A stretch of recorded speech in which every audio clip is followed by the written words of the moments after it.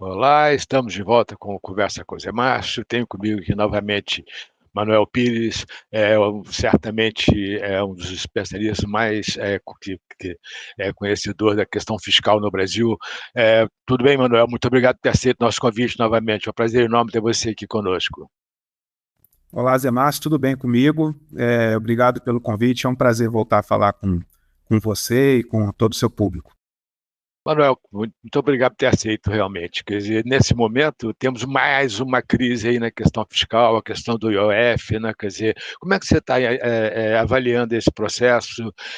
Como é que você vê essa questão do aumento do IOF aí, na verdade, a volta do IOF sobre investimentos brasileiros no exterior? Como é que você está vendo esse processo?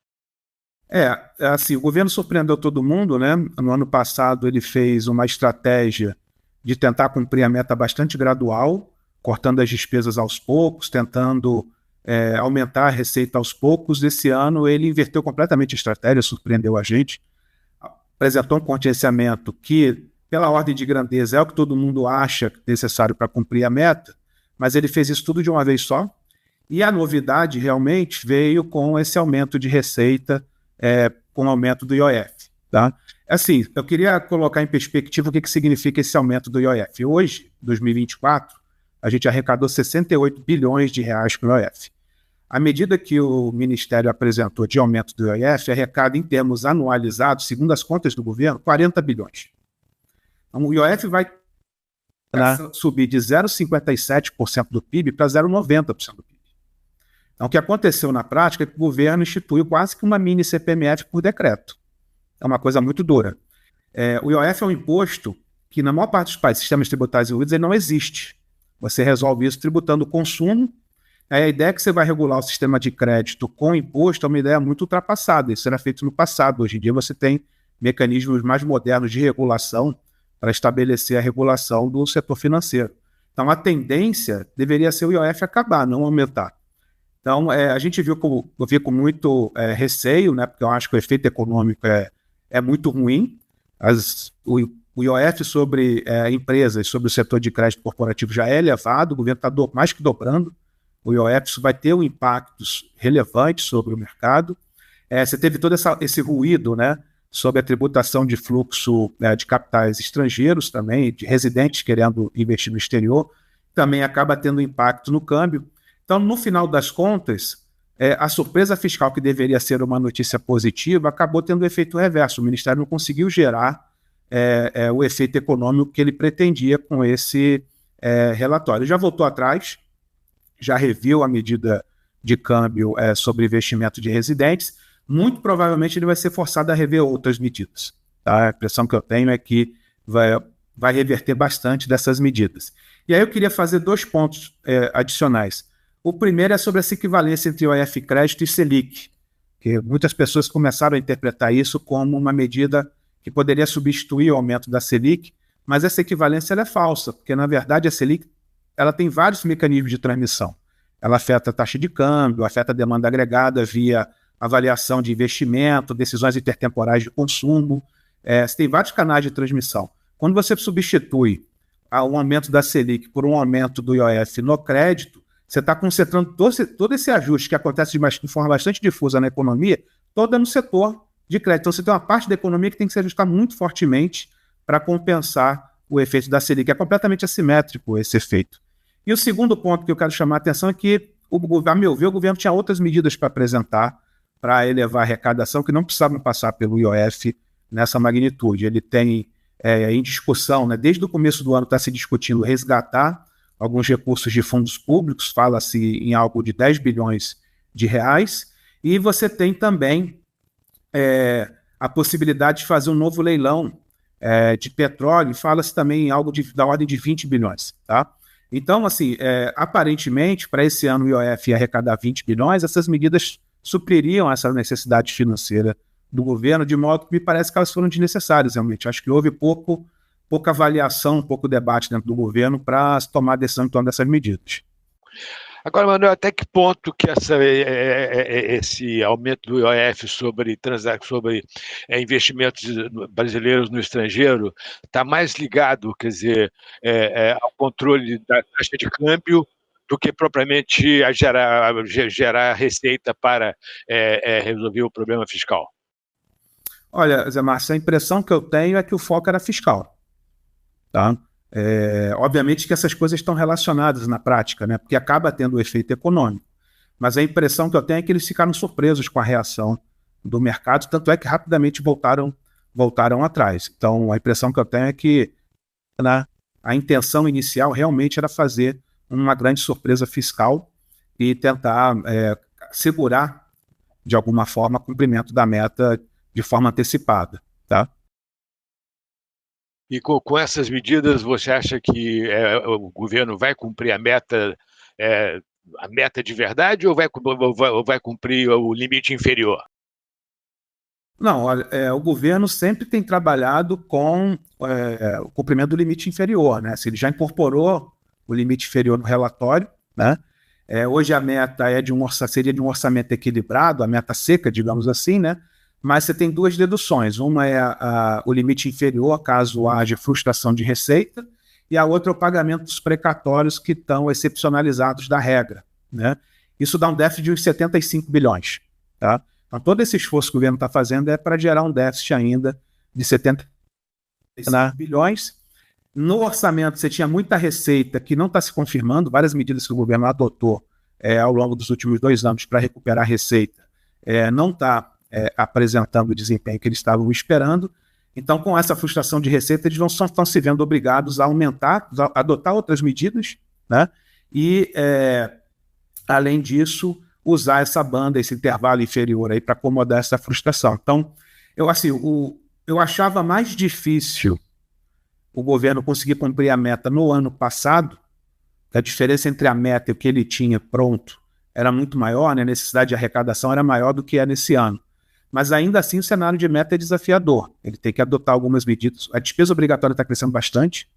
Então, esse contingenciamento que ele fez, que surpreendeu todo mundo também, é fruto do reconhecimento da despesa obrigatória muito maior do que estava sendo orçada. Esse problema aparentemente não tem uma solução desenhada ainda. E, além disso, ele tem que conseguir uma quantidade relevante de receitas. Então, provavelmente a gente vai ver aumento de arrecadação, aumento de distribuição de dividendos do BNDES, que a gente já tinha visto no ano passado. Eles anunciaram essa semana aí o resgate dos fundos públicos, né?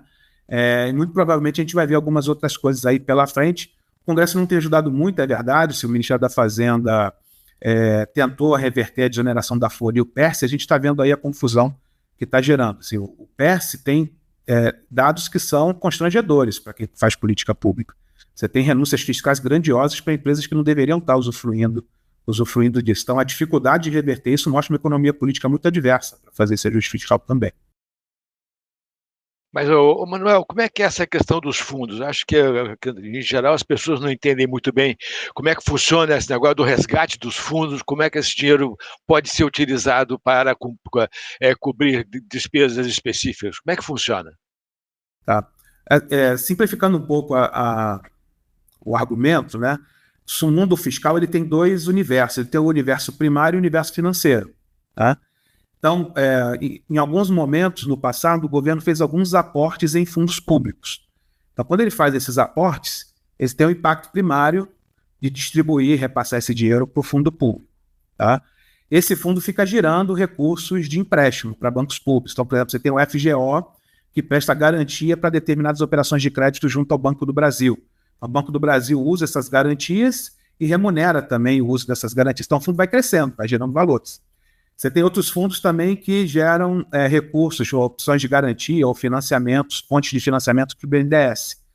Tá? Esse fundo ele fica com uma reserva de recursos lá que não está sendo utilizada eventualmente pelo banco público. Então, no caso concreto, a gente tem 10 bilhões em vários desses fundos que fazem esse tipo de gestão financeira. Então, como esses fundos geraram recursos, impactos primários, quando esses recursos foram depositados nesses fundos, quando você resgata ele, isso é lido como uma receita porque melhora a posição patrimonial, a posição financeira, posição fiscal do governo. Né? Então, quando o governo deposita o dinheiro, ele sai como um gasto primário.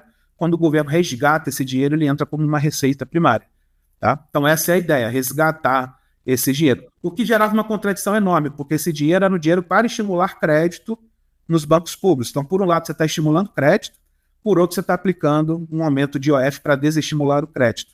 Então, essa substituição faz muito mais sentido você resgatar o dinheiro dos fundos públicos, que vai ter algum impacto contracionista no mercado de crédito, mas é um impacto muito mais suave do que fazer o que você fez. Certo. Agora, Manuel, quer dizer, na apresentação do Pilua no ano passado, quer dizer, ou melhor, nesse ano, na verdade, ficou muito claro que o arcabouço fiscal não é sustentável a partir de 2027. Não é? Quer dizer, como é que você vê isso? Quer dizer, quais são as possibilidades aí? Que caminho você acha que são possíveis a partir de 2026? Para 2027 ficou muito claro que a situação se torna inviável pelas projeções que o governo apresentou em abril. Em 26 a gente já deve ter uma situação bastante difícil, tá? Porque o governo está reconhecendo muita despesa obrigatória em 26 e essas despesas obrigatórias crescendo mais do que o limite de despesa permitido pelo arcabouço, que é aquele 70% da receita líquida, o crescimento da receita líquida real, né, limitado a 2,5%, né?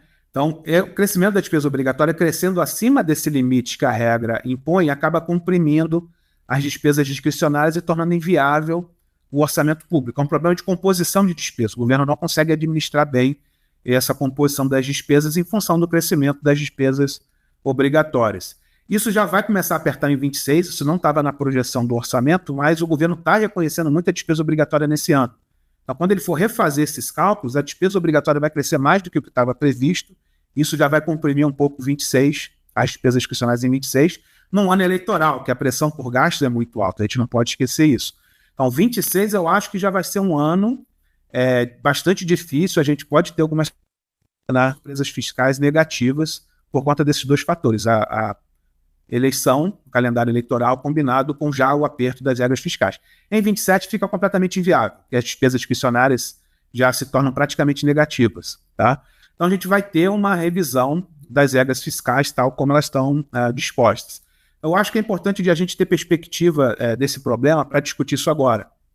Eu acho que, assim, mais do que discutir a regra fiscal, isso é importante, a regra fiscal dá um norte para como esse problema fiscal vai ser resolvido, a gente tem que mudar a cultura fiscal. Né? Tem situações que são realmente muito problemáticas de cultura fiscal que gera resultados totalmente contraproducentes para uma gestão fiscal eficiente. Vou dar um exemplo. A gente costuma definir muita despesa olhando para o orçamento desse ano, para saber se ela cabe na conta desse ano, mas não coloca isso em perspectiva de longo prazo. Né? O governo voltou com a regra do salário mínimo em 23, de reajuste real do salário mínimo, por exemplo. Em dezembro de 24, ele já foi forçado a mudar a regra para tentar conter o crescimento do salário mínimo, porque ele já não estava cabendo, né, no orçamento dele com a regra fiscal que o governo criou.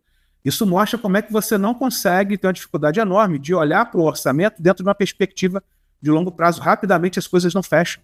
Né? Então, eu acho que a gente tem que... assim como foi feita a LRF lá atrás, você teve uma série de iniciativas que apontavam com um horizonte de reconstrução das instituições fiscais, eu acho que o debate da regra fiscal tem que vir com esse espírito. A gente reformular um pouco as regras fiscais para tentar entender o que não está dando certo, mas reforçar, fortalecer as instituições que são as responsáveis, em última instância, por aprimorar o conjunto de decisões fiscais que a gente toma. Elas são absolutamente contraproducentes para um cenário de sustentabilidade fiscal. Agora, Manuel, quer dizer, uma grande parte dessa questão está relacionada a gastos obrigatórios, tá certo? Que são regras que foram, de uma forma ou de outra, quer dizer, aprovadas pelo Congresso, tá certo? Quer dizer, na verdade, a gente vai ter que fazer uma reforma geral nesse arcabouço fiscal que não é sustentável desde quando ele foi apresentado lá em 2023. Você concorda com isso? Concordo.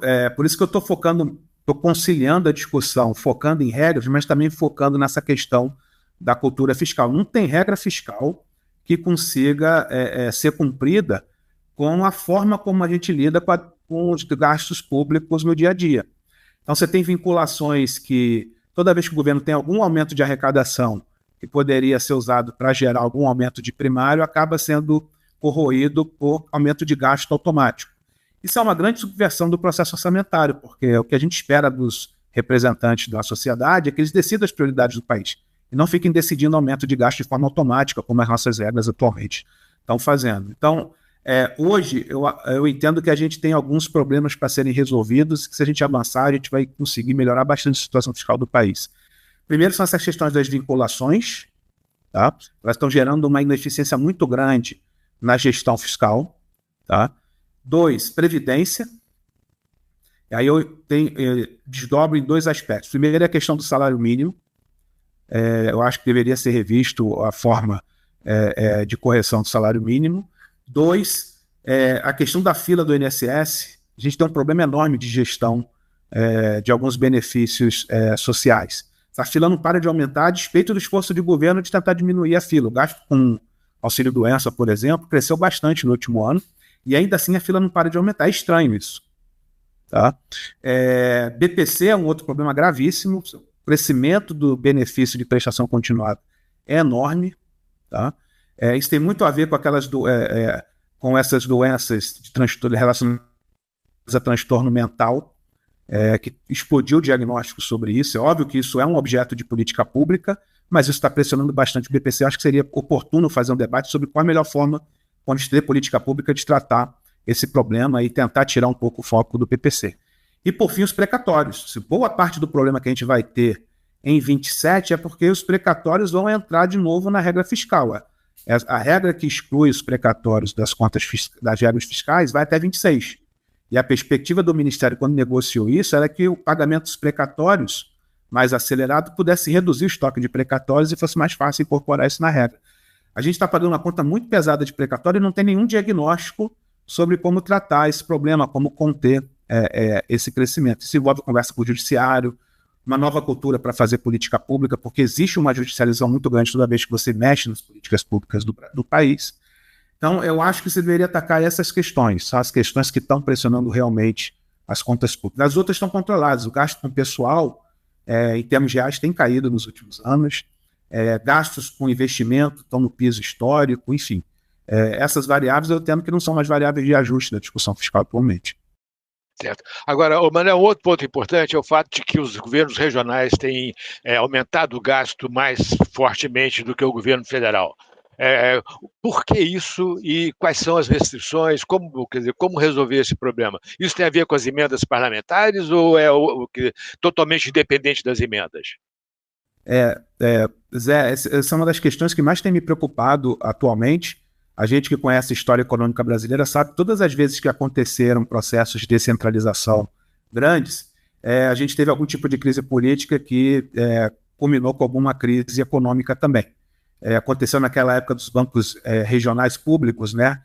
Um pouco antes ali do Plano Real, você teve descontrole das contas dos governos estaduais, acabou alimentando o processo de inflação elevada, aquele período dos anos 50 e 60, que culminou lá com a ditadura militar também, teve uma confusão política enorme, um processo de descentralização, e todas as vezes que você resolveu esse problema, veio com aumento de carga tributária. O governo militar aumentou a carga tributária bastante, e o Fernando Henrique também teve que aumentar a carga tributária para poder reequilibrar, restabelecer algum equilíbrio de poder político no país. Tá? Então, eu vejo com muita preocupação essa questão do crescimento dos gastos regionais, porque eu vejo exatamente essa história se repetindo um pouco, uma dificuldade enorme da União coordenar a federação. Por que isso está acontecendo? A descentralização ela tem um respaldo exatamente nessa conflagração política que a gente está vivendo. As pessoas não querem mais depender do governo federal, porque não existe relacionamento produtivo entre os estados e o governo federal. E os municípios no Brasil o Brasil é o único país que os municípios são uma unidade política equiparada aos estados e ao governo federal na Constituição Federal. Tá? A gente tem uma república municipalista. Então, por que isso está acontecendo? Tem uma gama de fatores para explicar por que esses gastos estão crescendo. Primeiro, vários estados e municípios começaram a aumentar impostos para se proteger do impacto da reforma tributária. Então, eles querem ter um nível de arrecadação mais alto para, no momento da redistribuição, poderem ganhar e não perder. Tá? Então, tem aumento de carga federal acontecendo por conta da reforma tributária. E isso está impactando a inflação também. O ICMS é altamente inflacionário. Segundo ponto, a estratégia de ajuste do governo federal ao aumentar a arrecadação respinga em aumento de arrecadação dos estados e municípios via crescimento dos fundos de participação. A arrecadação de imposto de renda e de IPI aumenta, você distribui isso via fundo de participação dos estados e dos municípios. A receita de royalties do petróleo está crescendo para caramba. A receita de petróleo no Brasil, nessa década, ela é quase o dobro em percentual do PIB do que foi na década passada. 60% desse recurso é distribuído constitucionalmente para estados e municípios. E aí tem o processo que eu estou chamando de descentralização silenciosa, que decorre de decisões do Congresso Nacional. Uma parte do aumento do gasto federal que a gente enxerga lá nas estatísticas do Tesouro também ocorre por meio de aumento de transferência. Não é só decisão de política pública do governo federal aumentando o gasto, mas sim decisão do Congresso que aumenta o gasto federal a ser transferido. Então, por exemplo, o Fundeb aumentou de tamanho, em percentual do PIB. Era 0,2% do PIB, virou 0,4%. Isso não é gasto do governo federal, é simplesmente o governo federal registra como gasto, mas na prática o gasto está sendo feito lá, principalmente pelos municípios. É uma transferência. Tá? E as emendas entram aí. Tá? Em particular, as emendas PIX são recursos que são retirados do orçamento federal e destinados exclusivamente, diretamente para os municípios. O governo federal sequer sabe como é que esses recursos são empregados. Então, na verdade, tem uma miríade de fatores abastecendo isso. A impressão que eu tenho é que, do ponto de vista macro, isso dificulta muito a tarefa do governo federal em coordenar a política macro, controlar a inflação. O Banco Central fica mais sobrecarregado ainda na questão do aumento de juros para conter esse aumento inflacionário que a gente tem. E fica mais difícil também a União coordenar melhorias em política pública. O Fernando Henrique fez muito isso, né? Ele criava metas de desempenho para determinadas políticas públicas e distribuía o recurso para os estados e municípios adotarem essas melhores práticas. Então, a qualidade do gasto tende a cair também, a meu ver, e isso reduz a produtividade do Brasil, que já não tem um desempenho muito bom. E eu acho que esse processo ainda, como ninguém está atentando muito para os efeitos econômicos disso, ele continua. Então, a gente viu a renegociação das dívidas sendo feita no ano passado. Esse ano você vai credenciar os estados. Isso vai gerar mais recursos para os estados gastarem nos próximos anos, e a própria reforma tributária criou um fundo de compensação da guerra fiscal. Em 2029, a União começa a colocar um dinheiro que é bastante significativo, né? Começa com 8 bilhões e vai crescendo até chegar em 60 bilhões, para compensar os estados com o fim da guerra fiscal. Então, os estados e os municípios têm recursos bastante vultosos garantidos para os próximos anos dentro dessa lógica da descentralização fiscal que a gente está observando. Bastante preocupante mesmo. Agora, Manuel, só para a gente encerrar a nossa conversa aqui, é uma curiosidade que eu acho que uma questão de curtíssimo prazo, que está relacionado com o preço do petróleo. Como você chamou a atenção, as receitas de petróleo no Brasil, as receitas de impostos sobre petróleo, são muito elevadas. O preço do petróleo está despencando, né? Você já teve uma queda de 90 dólares o barril, para hoje está em torno de 60 dólares o barril. Essa redução vai fazer diferença para a questão fiscal, para conseguir atingir a meta, ou está longe do problema? Não, esse é um dificultador relevante, tá? A arrecadação federal crescentemente está mais dependente desse item, tá?